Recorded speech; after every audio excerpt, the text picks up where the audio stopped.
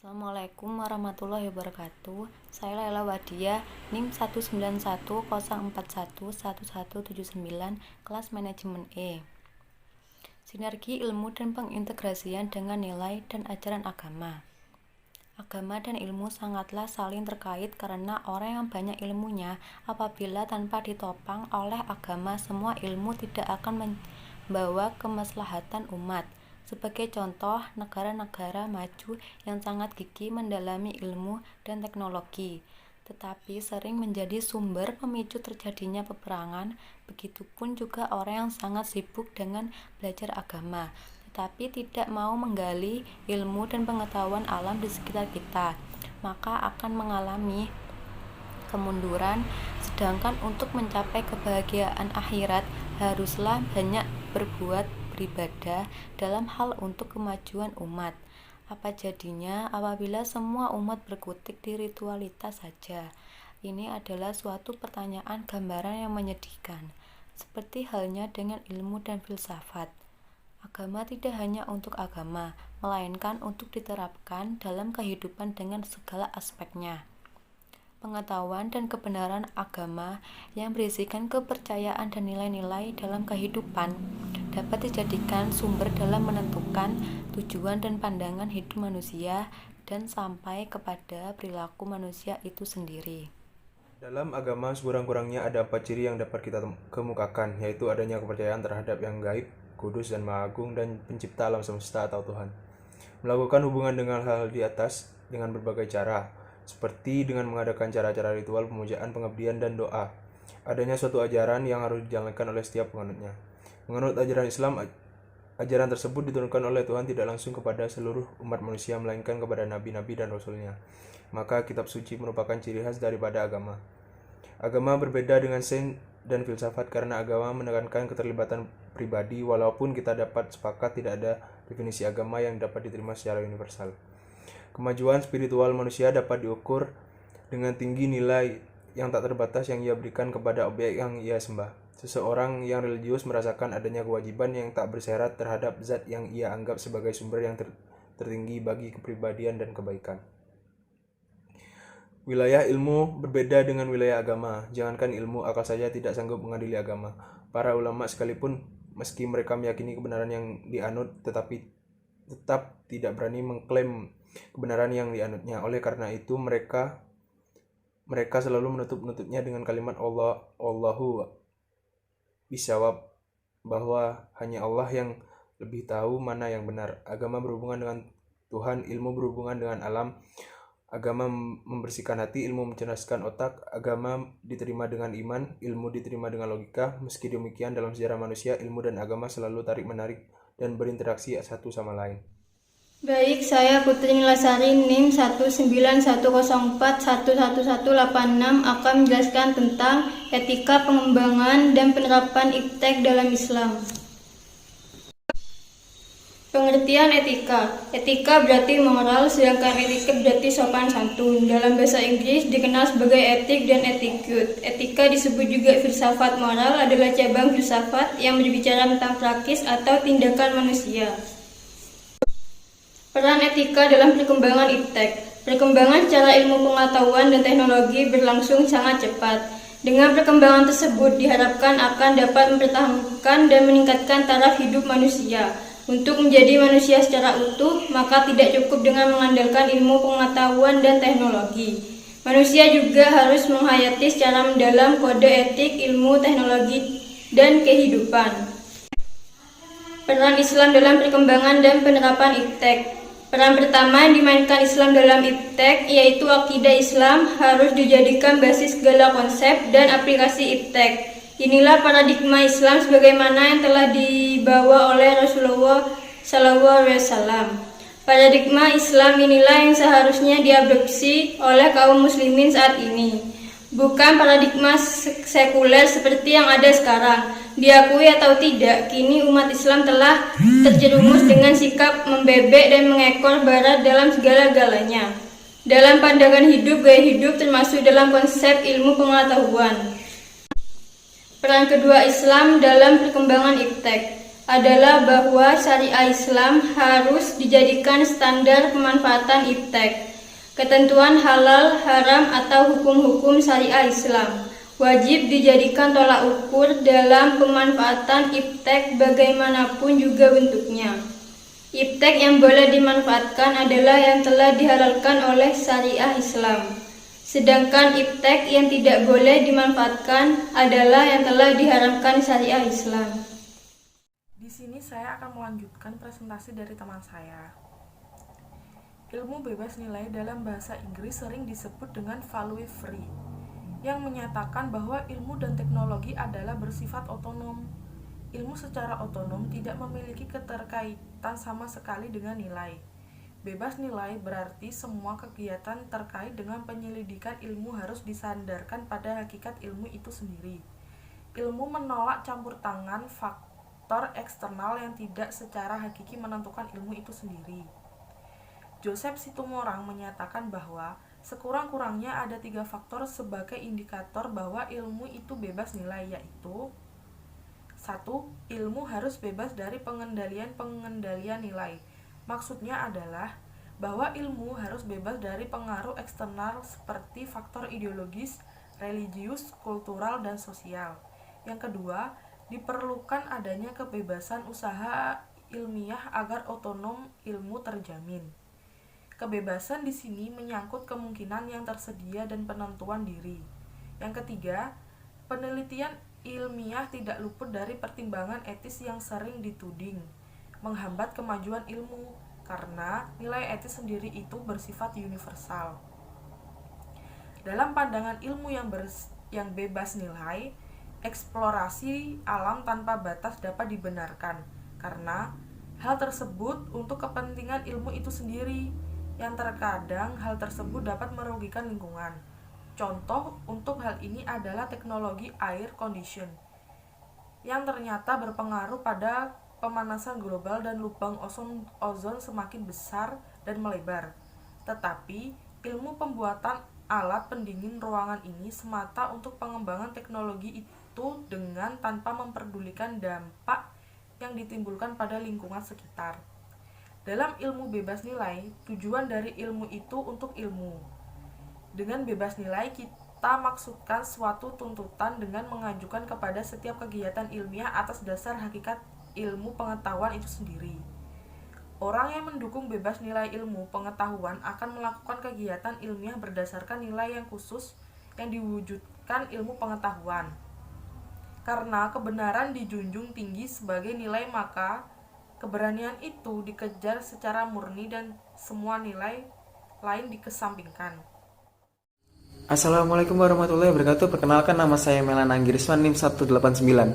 Baik, sebelum masuk ke pembahasan paradigma ilmu bebas nilai, kita akan membahas tentang apa itu ilmu dan nilai. Nilai dalam istilah klasik sendiri, ilmu dapat diartikan sebagai pengetahuan yang menjelaskan tentang asal-usul suatu hal ataupun sebab akibat dari suatu peristiwa. Sedangkan menurut Guston Butler, ilmu pengetahuan merupakan produk dari pemikiran manusia yang menyelaraskan antara hukum pemikiran yang ada dengan dunia luar. Sedangkan dijelaskan oleh Dos Joseph, ilmu pada dasarnya mengacu pada 3 hal, yakni produk-produk masyarakat dan proses ilmu pengetahuan sebagai produk. Diartikan sebagai ilmu yang terkenal atau diketahui dan diakui kebenarannya oleh masyarakat ilmuwan. Kemudian untuk nilai itu adalah filsafat sebagai philosophy of life, mempelajari nilai-nilai yang ada dalam kehidupan dan berfungsi sebagai mengontrol terhadap keilmuan manusia. Teori nilai berfungsi mirip dengan agama yang menjadi pedoman kehidupan manusia. Dalam teori ini terkandung tujuan bagaimana manusia mengalami kehidupan dan memberikan makna terhadap kehidupan ini. Nilai bukan sesuatu yang tidak eksis, sesuatu yang sesungguhnya berupa kenyataan, bersembunyi di balik kenyataan yang tampak, tidak tergantung pada kenyataan-kenyataan lain mutlak dan tidak pernah mengalami perubahan atau pembawaan nilai bisa berubah. Selanjutnya masuk ke pembahasan paradigma ilmu bebas nilai yang dibawakan oleh teman saya berikutnya. Terima kasih. Baik, saya akan melanjutkan presentasi selanjutnya tentang pentingnya akhlak Islami dalam penerapan iptek. Kemajuan ilmu pengetahuan, teknologi, dan seni yang kini dipimpin oleh peradaban Barat satu abad terakhir ini mencengangkan banyak orang di berbagai penjuru dunia. Padahal Islam sangat memperhatikan pentingnya ilmu pengetahuan, teknologi, dan seni dalam kehidupan umat manusia. Martabat manusia di samping ditentukan oleh peribadahannya kepada Allah juga ditentukan oleh pengetahuan, teknologi, pengetahuan kemampuannya dalam mengembangkan ilmu teknologi dan seni. Islam sangat mendukung umatnya untuk melakukan research dan bereksperimen untuk melakukan hal apapun, termasuk dalam iptek. Bagi Islam, iptek adalah termasuk ayat-ayat Allah yang perlu digali dan dicari kebenarannya. Dalam Al-Quran juga dijelaskan yang artinya, katakanlah Muhammad, lakukanlah nazar atau penelitian dengan menggunakan metode ilmiah mengenai apa yang ada di langit dan di bumi. Quran Surat Yunus ayat 101. Pertama yang dimainkan Islam dalam iptek yaitu akidah Islam harus dijadikan basis segala konsep dan aplikasi iptek. Inilah paradigma Islam sebagaimana yang telah dibawa oleh Rasulullah SAW. Perlu dipahami dengan seksama bahwa ketika akidah Islam dijadikan landasan iptek, bukan berarti konsep-konsep iptek harus bersumber dari Al-Quran dan Al-Hadis. Tapi maksudnya adalah konsep iptek harus distandarisasi benar salahnya dengan tolak ukur Al-Quran dan juga Al-Hadis. Yang kedua, peran Islam dalam perkembangan iptek yaitu bahwa syariah Islam harus dijadikan standar pemanfaatan iptek. Ketentuan halal haram wajib dijadikan tolak ukur dalam pemanfaatan iptek. Bagaimanapun juga bentuknya, iptek yang boleh dimanfaatkan adalah iptek yang dihalalkan oleh syariah Islam. Dan iptek yang diharamkan yaitu iptek yang diharamkan oleh syariat Islam. Keharusan tolak ukur syariah ini didasarkan pada banyak ayat dan juga hadis yang diwajibkan umat Islam menyesuaikan perbuatannya dengan ketentuan hukum Allah dan Rasul-Nya. Antara lain firman Allah, maka demi Tuhanmu, mereka pada hakikatnya tidak beriman hingga mereka menjadikan kamu hakim terhadap perkara yang mereka perselisihkan. Kemudian mereka tidak merasa dalam hati mereka sesuatu keberatan terhadap putusan yang kamu berikan. Dan mereka menerima dengan sepenuhnya. Quran. Sekian, terima kasih. Assalamualaikum warahmatullahi wabarakatuh. Perkenalkan, nama saya Rizal Ade Maulana, NIM 196. Etika Islami dalam bermedia sosial. 1. Muraqabah. Etika pertama yakni merasa selalu diawasi oleh Allah. Apapun yang kita posting, termasuk niat dibalik postingan tersebut, sadarilah selalu bahwa semua itu diketahui Allah Sang Maha Tahu.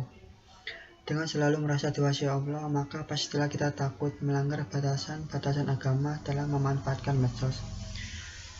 Allah Subhanahu wa Ta'ala berfirman, jika kamu menampakkan sesuatu atau menyembunyikannya, maka sesungguhnya Allah Maha mengetahui segala sesuatu. 2. Hisab. Ingatlah selalu bahwa ada hisab atau perhitungan atas setiap apa yang kita lakukan. Meski seberat jarah, setiap kalimat, foto, video yang kita unggah akan dipertanyakan kelak di akhirat. Allah berfirman, maka barang siapa mengerjakan kebaikan seberat jarah, niscaya dia akan melihat balasannya. Barang siapa mengerjakan kejahatan sebesar jarah, niscaya dia akan melihat balasannya. 3. Istifadah, yakni menggunakan sarana yang ada untuk diambil manfaatnya. Jika media sosial bermanfaat bagi kehidupan kita, maka tak ada salahnya untuk memanfaatkannya. Namun jika media justru membawa lebih banyak kerugian daripada manfaatnya, maka etika seorang muslim pastilah menghentikan aktivitas tersebut. Rasulullah bersabda, di antara tanda baiknya keislaman seorang adalah ia meninggalkan perkara yang tidak bermanfaat baginya. 4. Bertanggung jawab. Menggunakan medsos berarti kita bertanggung jawab atas semua yang diposting ke publik, termasuk saat follow, share, like, retweet, repost, komen, dan lain sebagainya. Seorang muslim beretika baik akan berhati-hati dalam menyampaikan sesuatu atau menanggapi sesuatu. Dan janganlah kamu mengikuti sesuatu yang tidak kamu ketahui, karena pendengaran, penglihatan, dan hati akan diminta pertanggungjawabannya. 5. Menjaga batasan pergaulan. Batasan ini terkhusus untuk hubungan antara pria dan wanita. Meski tidak bertatapan langsung, medsos mampu membawa jerat penyakit hati di setiap interaksi lawan jenis. 6. Memperhatikan pertemanan. Berteman di medsos mestilah mempertimbangkan kebaikan dengan timbangan ilmu syar'i. Jangan bermudah-mudahan mengikuti status seseorang yang tak jelas kebaikannya.